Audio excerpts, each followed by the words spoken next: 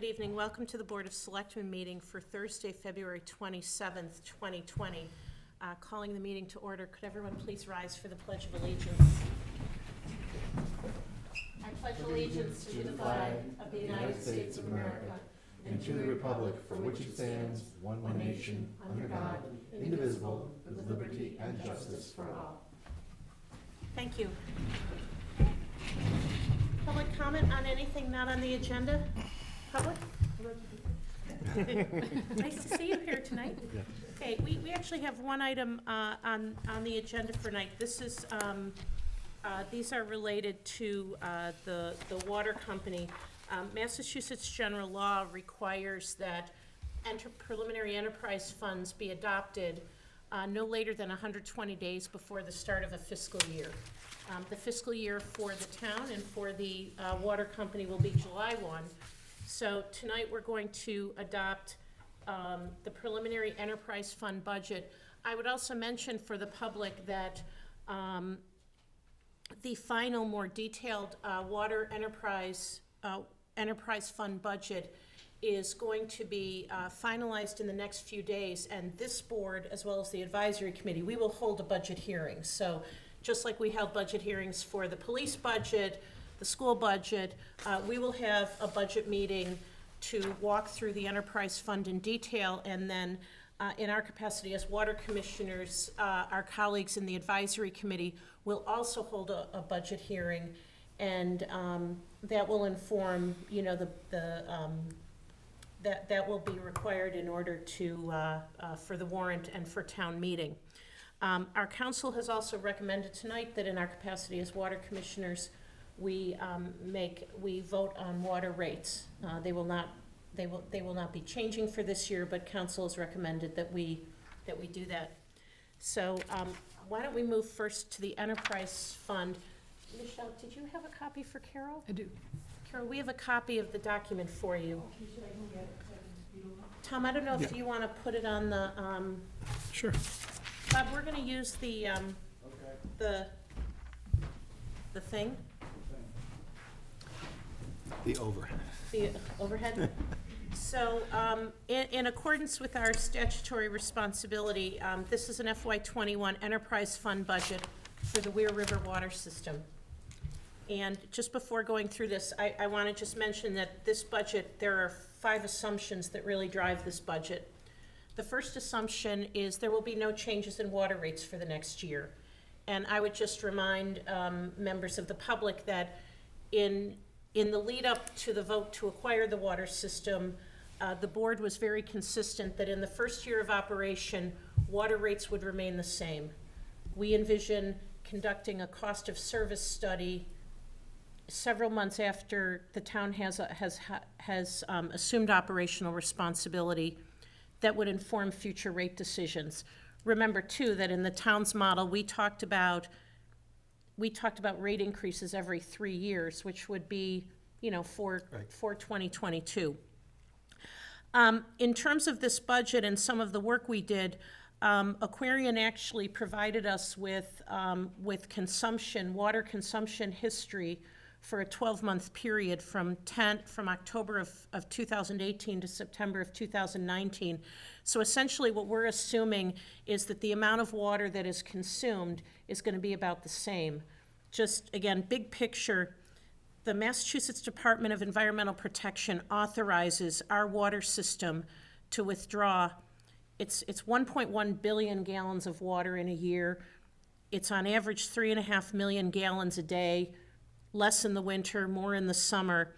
But in a given year, in our water system, we typically withdraw at least 90% of what we're authorized to withdraw. So what we did in figuring out the revenue was to say, let's take a year's worth of history and see what that looks like. For purposes of this analysis, we're assuming that the town is going to assume operational responsibility on July 1. We have had an introductory meeting with Suez. We are in the process of contracting. We don't know what the transition date is, but a date of July 1 is actually the most conservative from a budgeting perspective, and I'll explain why in a minute. we are assuming, and this makes a big difference, we are assuming in this analysis that we bill on the last day of the month for services through the end of that month. So right now, everybody gets their water bill on a quarterly basis. I should also mention that a very, very detailed revenue analysis was done as part of our requirements for the Department of Revenue and for the business plan. Our partners at Environmental Partners Group recommended the Abrahams Group. The Abrahams Group are specialists with utility billing and rates, and they essentially took all of the Aquarian data and crunched through it and validated the numbers, and they basically made sure that the revenue numbers we were using were accurate. And in doing that, they had to make some assumptions, and one of them was about billing. Now, there's another important thing, and this affects the revenue in the first year of operation. So, again, based on collection data from Aquarian, collection data from Hingham Sewer, and water collection rates from Cohasset, we were able to determine that typical collections within 30 days are 80%. So you got to, if you get your water bill on June 1 and it's due on July 1, 80% of the people pay their water bill within 30 days. Another 10% pay within 60 days. And then the remaining 10% usually pay within 90 days. Now, think about this for a second, because water is billed quarterly. So, so Joe, I'll use you as an example.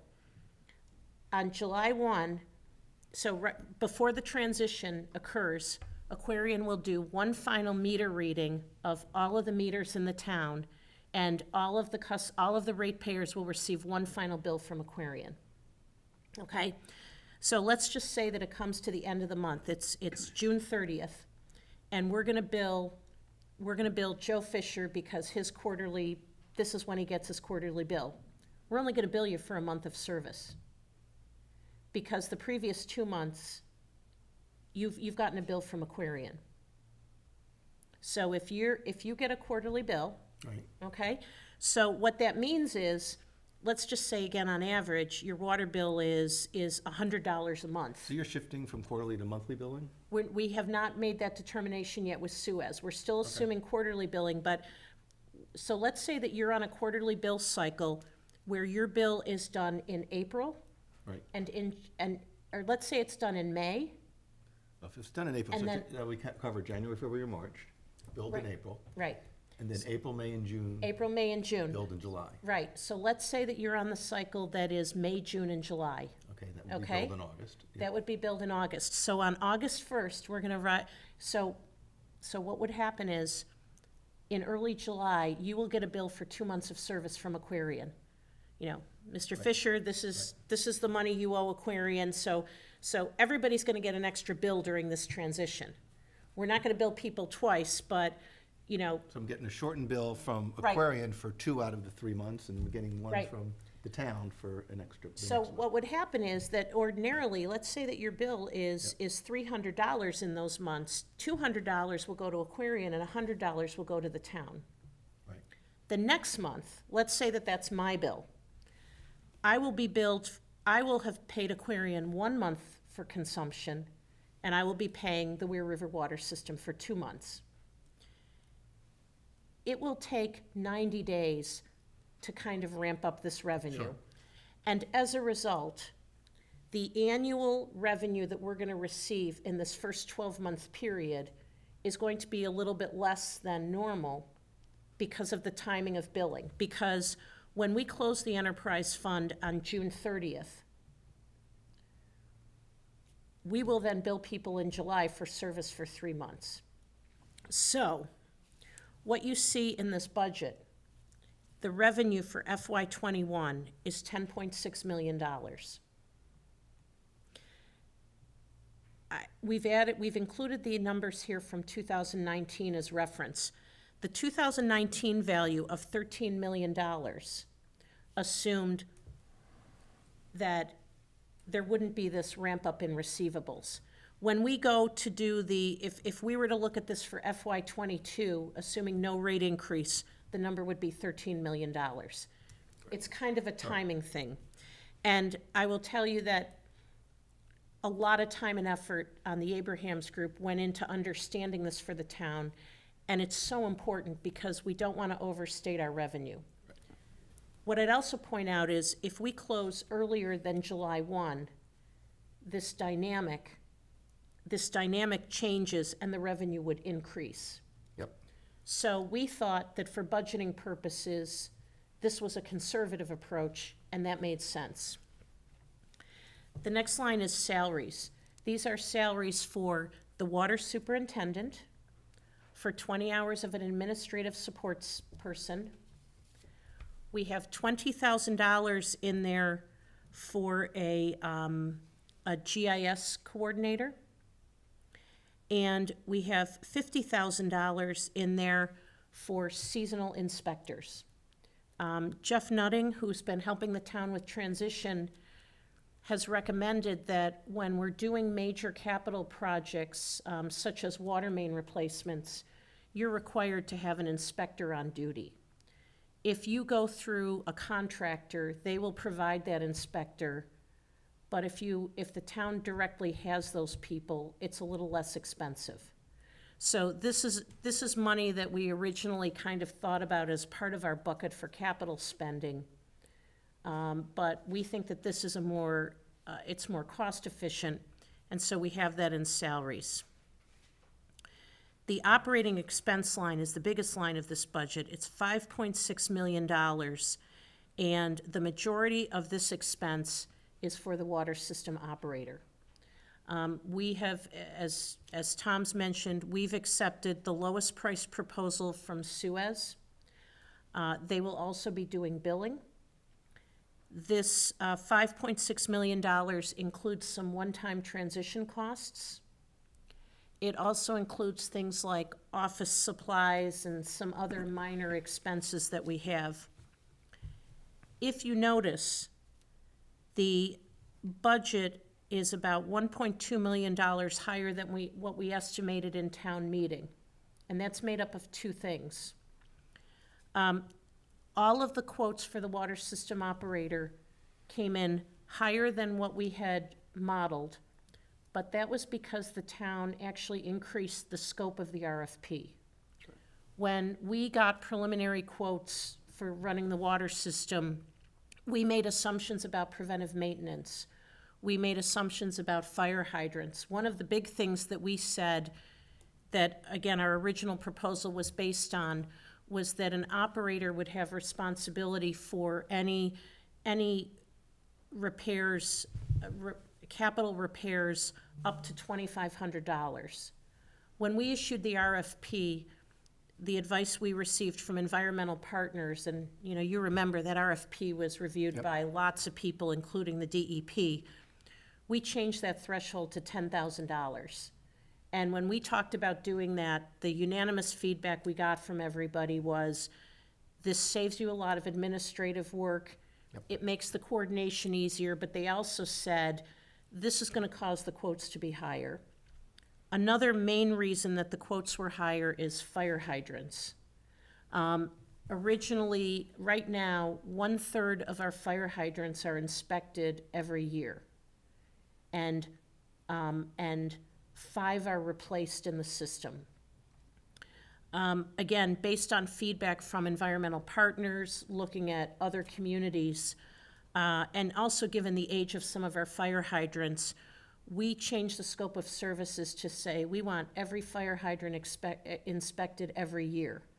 And instead of having the operator purchase 5 fire hydrants that Hull then installed, we said we want the operator to purchase and install 10. So again, bigger scope, more work, more cost. But we think in light of what we've learned during the good husbandry period, these make sense.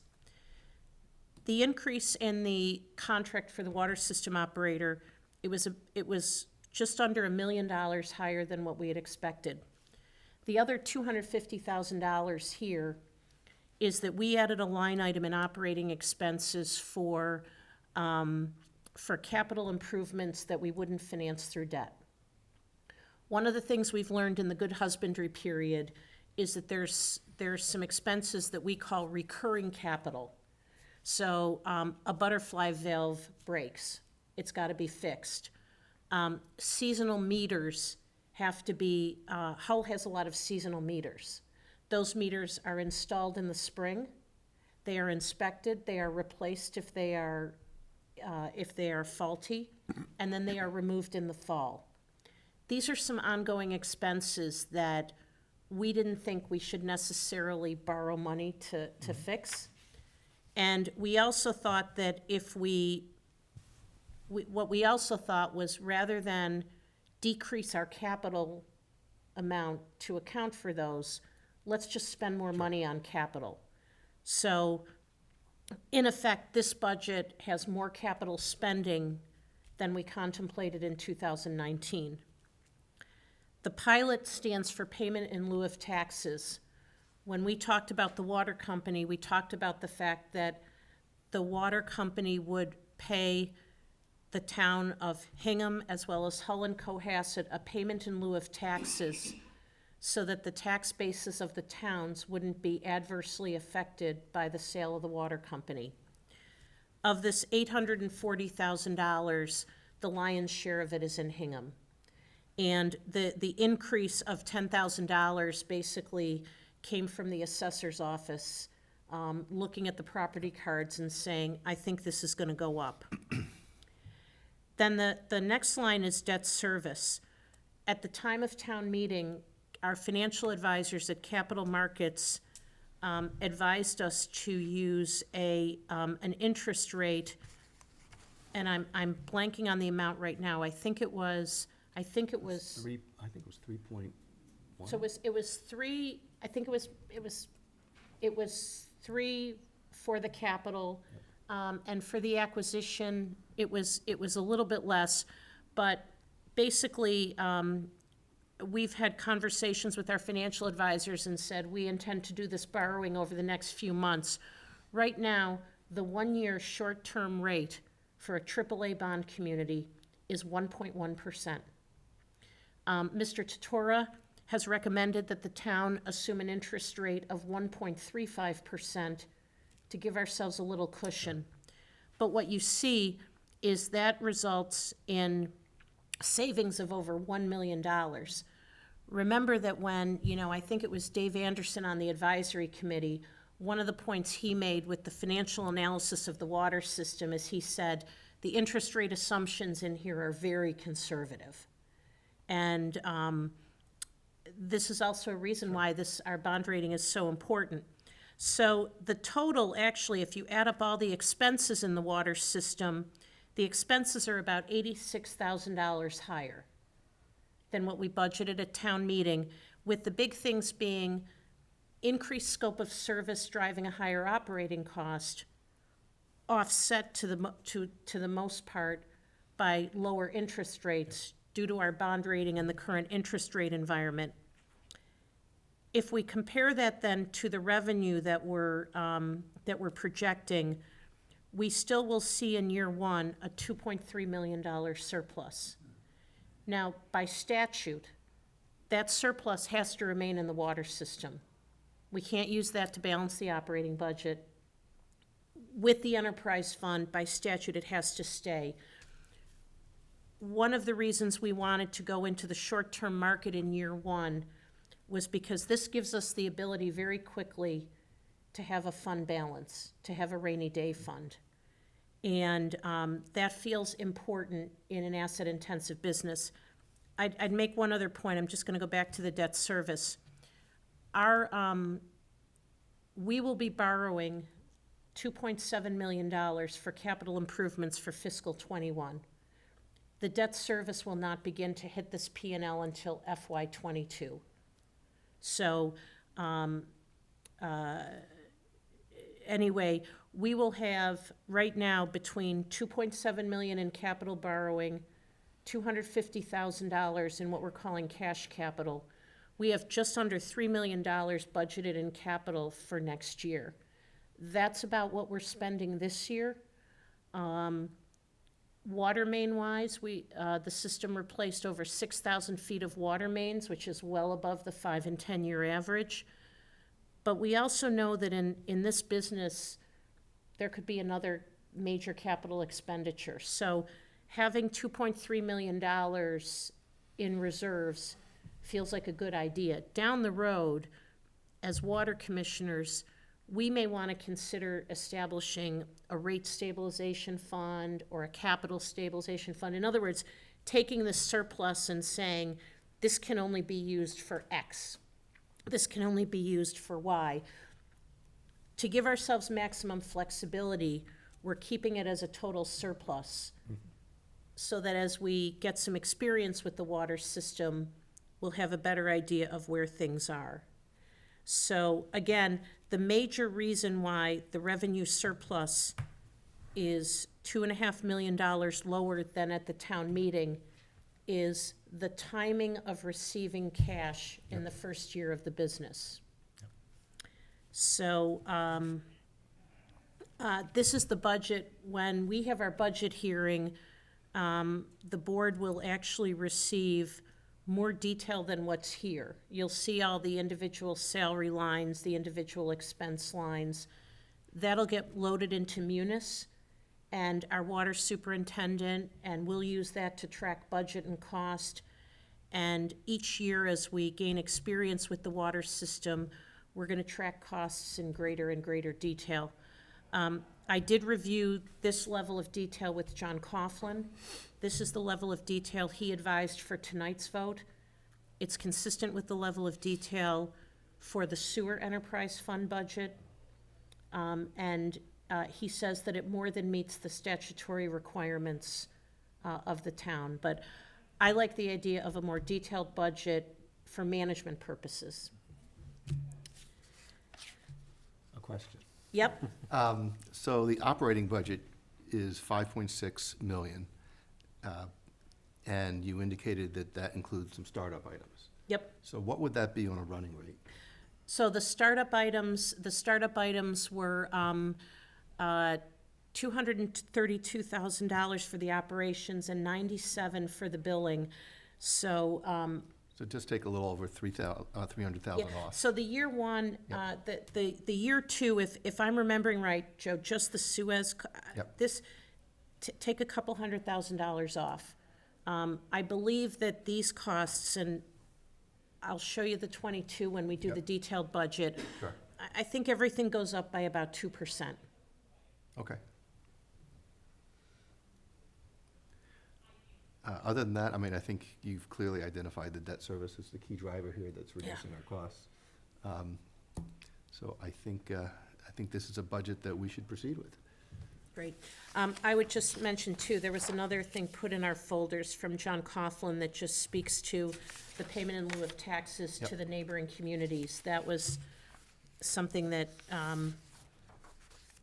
for the lawyers on the board. So I've duly So- noted it. So, questions from the audience? I just have a question about the quarterly. Get her to the, Carol, would you mind just going up to the microphone, because unfortunately people can't. Okay, It might be easier. Yeah. no problem. Yeah. Okay. Would you like to make a motion? I would move to adopt the Water Enterprise Fund budget for fiscal year 2021. Second, any further discussion? All those in favor? Aye. Okay, the next vote, again, John Coughlin suggested as a procedural vote, the water rates implied in this revenue are the same as they are right now. When people get a new water bill, it's gonna look a little bit different. Some of the line items might be different. But the rates But will the be the- embedded rates, and by us voting this tonight, Yep. that's a level of assurance to all of our ratepayers that water rates will remain the same. So is the resolution to adopt water rates consistent with the current water rates? Is that what we're voting on? So this is the language. That's the language John gave us. It seems a little, It's 4 words, Joe. Yeah, I don't see why it can't just have that qualification. Okay, So, so I'll make a motion to adopt water rates. That would be the motion, and it's my understanding that means the water rates as they currently exist, yep, and as reflected in the enterprise fund budget. as reflected in the So enterprise fund budget. we've kind of done two things. Yes. Second, any further discussion? Nope. All those in favor? Aye. Okay. I think according to our agenda, that's all that we have this evening. Our board will next meet on Tuesday. I think that's March 3rd, Tom? Yes. We'll have a regular business meeting. We will be, I know among other things, taking up the budget, so must-see TV. I take a motion to adjourn. Can we do this, report? Oh, I just wanted to let the. one thing to add? Yeah, so Sure. I just wanted to let the town know. So the 228 project, the replacement of the gas mains down 228 that started last year through phase 1 is now ramping up into phase 2 with the spring coming upon us here soon. That project, they're gonna start doing some test borings as early as March 8th. So we want to let people know, anyone that will be affected by that, that living along that area has been notified by mailing already. They will continue to be notified. National Grid will be following their same notification process that they followed last year. So just wanted to let everyone know that project is starting, and you'll see some signboards around town directing detours, et cetera. Great. Thank you. And the other point I would want to add is early voting is going on for the primaries, Yeah. and tomorrow is the last day for early voting at Town Hall. And town hall closes at 1 o'clock. So be here. I've been hearing that we've been getting roughly 200 voters a day, 200 to 300 voters a day during the That's great. early voting. Excellent. Anything else? Nothing for me tonight. Okay. So with that, I move to, Sure, Jim, could you just come to the microphone, please?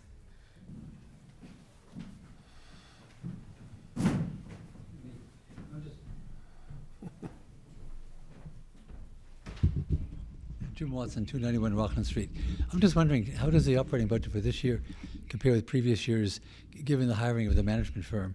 Or does the cost of that contract offset by people lost in the transition? For the water company? Yeah. Jim, I'm not sure I understand your Well, question. I mean, Could there's I the ask you to contract with repeat the it, management please? firm. So right now Aquarian is operating the water system. Yeah. So we will be entering into a contract with Suez and beginning in fiscal year '21. so I think Jim's And- question is, how does our operating budget compare to the operating budget that Aquarius? Currently. Oh, Yeah. so Jim, what I can tell you is that in the town's budget, we are collecting about the same amount of revenue. We are spending $3 million in capital, and we have a $2.3 million surplus. So I think it would be fair to say that under town ownership, more money will be spent on capital, Good. and more money will remain within the water system. So Okay. I hope that answers your Yeah, question. all I was wondering was if the Suez contract pushed the total operating cost up beyond previous years because we have this new layer of people? No. Or is that taking the place of staff that are gone? That's correct. It's essentially, if you look at the overall costs of the water system, Hingham will be able to operate the water system at a lower cost than operations right now.